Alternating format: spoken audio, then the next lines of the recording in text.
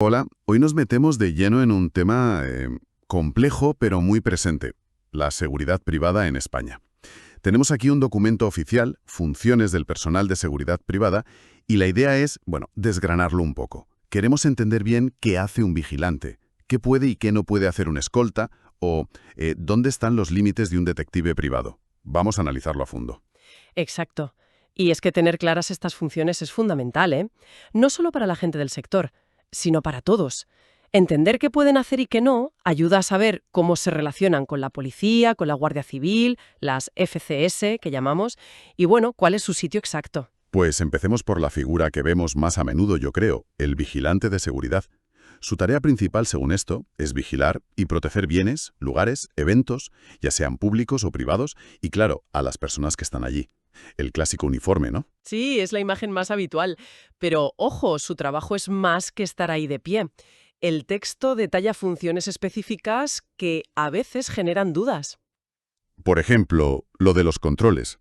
Dice que pueden hacer controles de identidad, mirar objetos, paquetes, coches, incluso por dentro, al entrar o dentro del sitio que vigilan. Pero, y esto es importante, recalca que no pueden quedarse con el DNI o la documentación. Pueden impedir que entres y no te identificas, pero no quitarte los papeles. Eso es clave, sí. Mucha gente lo confunde. Verificar, sí, pero retener la documentación, nunca. Eso es cosa de la autoridad pública. El vigilante aplica las normas del sitio. Si hay que identificarse para entrar y no quieres, pues te quedas fuera. Hasta ahí. Vale.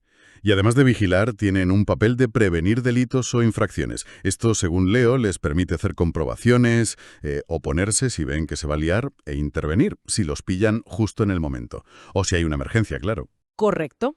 Tienen que intervenir si ven algo ilegal en su puesto, pero bueno, siempre dentro de la ley. No son policías, pero sí tienen esa obligación de actuar inicialmente. Y eso nos lleva a la gran pregunta. ¿Pueden detener? El papel es claro. Sí, a delincuentes infraganti. O sea, si los pillan con las manos en la masa, o justo después. Pueden custodiar las pruebas, lo que hayan usado, pero aquí viene lo crucial.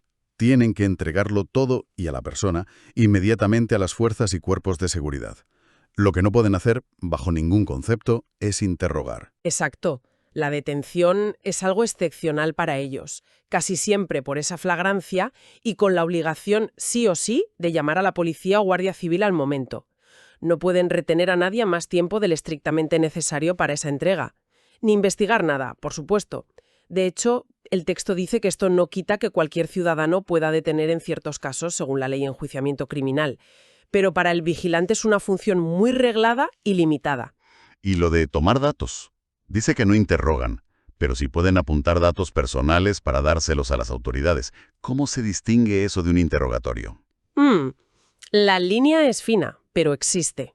Apuntar un nombre, un DNI, si la persona lo enseña voluntariamente para informar a las FCs, eso vale. Interrogar es preguntar por los hechos, por qué lo hizo, si es culpable. Eso totalmente prohibido. Es solo recoger datos básicos para identificar y pasar el aviso a la autoridad, que ya hará su trabajo. Entendido. Luego menciona otras cosas. Proteger transporte de dinero, de arte, los furgones blindados, vamos, o responder a alarmas. Y un detalle que subraya: la exclusividad. Los vigilantes, solo seguridad. No pueden estar cobrando en caja y vigilando a la vez, por ejemplo. Claro, esa exclusividad es una garantía. Asegura que estén centrados al 100% en la seguridad. Mezclar tareas podría ser peligroso en un momento crítico, ¿no? Tiene sentido. Y dentro de los vigilantes, hay una especialidad curiosa: vigilantes de explosivos. Dice que protegen almacenamiento, transporte, manipulación de explosivos y cosas peligrosas. Sus normas son muy distintas. En lo básico, se rigen por lo mismo. Uniforme, armas, actuación. Pero claro, su formación y los protocolos son súper específicos por el riesgo que manejan. Necesitan una cualificación extra y controles muy, muy rigurosos. Normal, ¿verdad? Desde luego. Bueno, dejamos la vigilancia general y pasamos a una figura que suena más de película: el escolta privado. Su trabajo, dice aquí, es muy concreto: acompañar, defender y proteger a personas o grupos, evitando agresiones. Sí, suena muy de acción, pero la ley es muy estricta aquí. Las limitaciones son incluso mayores que para los vigilantes, y es vital entenderlas. La norma general, como dice el texto, es que los escoltas no pueden identificar a nadie ni detener. Tampoco pueden cortar el paso o limitar la circulación de la gente como norma. Su trabajo es proteger al cliente, no hacer de policía. Pero, a ver, si alguien ataca directamente a la persona que protegen, ¿se quedan mirando? ¿Hay alguna excepción? Las hay, pero muy, muy contadas y específicas, lo recalca el documento. Solo pueden actuar, detener o limitar movimientos si es totalmente imprescindible por una agresión o un intento clarísimo e inmediato de agredir. Y esto vale si agreden al protegido o al propio escolta, ¿eh? Vale. ¿Y si se da esa situación límite, luego qué? Pues exactamente lo mismo que un vigilante si detiene. Poner a la persona inmediatamente a disposición de las FCS, sin preguntas, sin esperas. La clave es agresión flagrante, necesidad absoluta y entrega inmediata a la autoridad. No pueden hacer nada más allá de esa reacción defensiva puntualísima. Su margen es mínimo. Clarísimo. Proteger, no investigar ni hacer de policía. Cambiamos de tercio ahora. Del asfalto nos vamos al campo. Los guardas rurales. El texto dice que vigilan y protegen personas y bienes en fincas rústicas y en instalaciones agrícolas industriales. Que estén en ellas. Parece que se rigen por lo mismo que los vigilantes, ¿no? En principio sí, la base es la misma, adaptada al entorno rural. Pero lo interesante aquí son las especialidades, que les dan competencias muy particulares. ¿Qué especialidades? Mencionados, guardas de caza y guardapescas marítimos. Los guardas de caza, además de lo rural, vigilan el cumplimiento de las normas de caza en las fincas y también pueden actuar en temas de pesca fluvial. Y los guardapescas marítimos, pues suman a lo rural la vigilancia de piscifactorías, digamos, y zonas de pesca en el mar. Y aquí viene algo que me llamó mucho la atención. Estos guardas especializados, los de caza y pesca, tienen una potestad que no tienen otros. Dice que pueden retirar o coger las piezas cobradas, los animales vamos, y los medios usados, incluidas las armas, si se han usado para cometer una infracción de caza o pesca. Eso suena fuerte, ¿eh? Lo es, pero está muy acotado. Es una facultad ligada directamente a la infracción de caza o pesca que han visto. No es que puedan quitar armas porque sí, es una medida para guardar la prueba de esa infracción concreta contra esa normativa específica. Y, por supuesto, la obligación de siempre. Entregar todo inmediatamente a las FCS competentes. Es solo para asegurar la prueba de esa infracción, nada más. Entendido. Muy específico. Bueno, subimos en la jerarquía. Hablemos de los que mandan, empezando por el jefe de seguridad. El texto lo coloca dentro de la empresa de seguridad, la que da el servicio.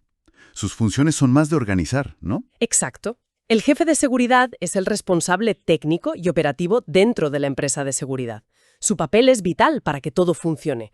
Podríamos decir que tiene varias áreas clave. Por ejemplo, analizar riesgos, planificar cómo va a actuar la empresa, también organizar, dirigir, inspeccionar al personal, a los servicios, como el director de orquesta del día a día. Justo. Y también proponer qué sistemas de seguridad poner en cada sitio y controlar que vayan bien. Incluso dice que puede hacer una validación provisional de los sistemas, o sea, dar un primer visto bueno técnico antes de la aprobación oficial, si hace falta. Es una responsabilidad técnica seria. También controlar la formación de la gente, que es básico. Coordinarse con Protección Civil si hay lío. Y asegurar que se colaboren bien con la policía. Y dos cosas más muy importantes. Supervisar que se cumple toda la normativa de seguridad privada, que no es poca, y ser el responsable de guardar y mover las armas de la empresa. Mucha responsabilidad, sí.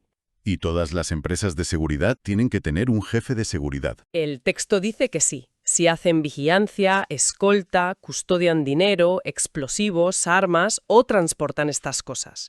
O sea, casi todas las actividades principales.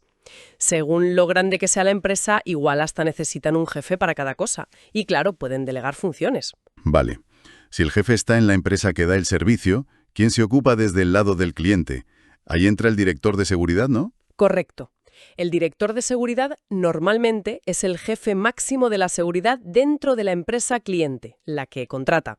Aunque bueno, también puede haber director en la propia empresa de seguridad, a veces haciendo también de jefe. Pero lo normal es que gestione la seguridad global para el usuario final. Y sus funciones suenan aún más estratégicas. Habla de organizar todos los recursos de seguridad, no solo los contratados. Analizar riesgos para la gente y el patrimonio de la empresa. Efectivamente, es quien diseña la estrategia global. Planifica qué medidas poner, elabora los planes de seguridad integrales. Y controla que los sistemas, propios y ajenos, funcionen y se mantengan. Igual que el jefe, también puede dar esa validación provisional de medidas y tiene que comprobar que los sistemas y las empresas que contratan cumplen las normas, las homologaciones. Exacto. Supervisa la calidad y la legalidad. Además, es el contacto principal para pasar información importante o delitos a las FSS y el interlocutor con la administración y la policía para la seguridad integral de su empresa. Me llama la atención una función: hacer comprobaciones sobre personal que necesite entrar a zonas o ver información sensible. ¿Qué tipo de comprobaciones son esas? El texto no lo detalla mucho, pero se entiende que son verificaciones de permisos, autorizaciones, según los protocolos de seguridad internos, siempre respetando la protección de datos y los derechos laborales, claro. No es investigar a la persona, sino comprobar que cumple los requisitos para acceder a sitios restringidos. ¿Y es obligatorio siempre tener director de seguridad en una empresa cliente? No siempre. Depende, dice el texto, de cómo de grande sea el servicio contratado. Si lo decide el gobierno por el riesgo, piensa en sitios críticos, o si lo pide una ley especial. Y como decíamos, también puede estar en la empresa de seguridad. Un dato curioso: si el cliente tiene su director, este manda sobre los servicios contratados, supervisando al jefe de seguridad de la empresa externa en lo que afecta a ese cliente. Queda clara la diferencia. Nos falta una figura que parece ir por libre: el detective privado. El texto dice que investiga personalmente sobre personas, hechos y conductas privadas. La palabra clave es privadas. Y el texto es muy claro con las incompatibilidades y los límites. Ser detective es incompatible con ser vigilante o escolta, y también con trabajar para la administración. Pero la limitación gorda es otra: ¿Cuál? la prohibición total de investigar delitos perseguibles de oficio. Esa es la línea roja que separa la investigación privada de la investigación policial y judicial. ¿Qué son exactamente esos delitos perseguibles de oficio? Pues son los delitos graves, los que el Estado investiga sí o sí en cuanto se entera, sin que haga falta denuncia de la víctima. Homicidios, robos con violencia, terrorismo, drogas.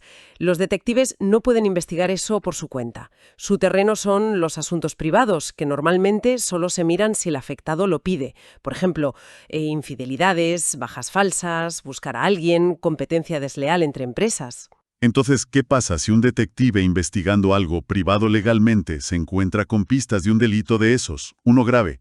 Tiene una obligación legal clarísima: denunciarlo inmediatamente a la autoridad, policía, juzgado, y no solo contarlo, sino entregar toda la información y las pruebas que tenga sobre ese posible delito. Su investigación sobre eso tiene que parar ahí mismo. La investigación criminal es cosa del Estado.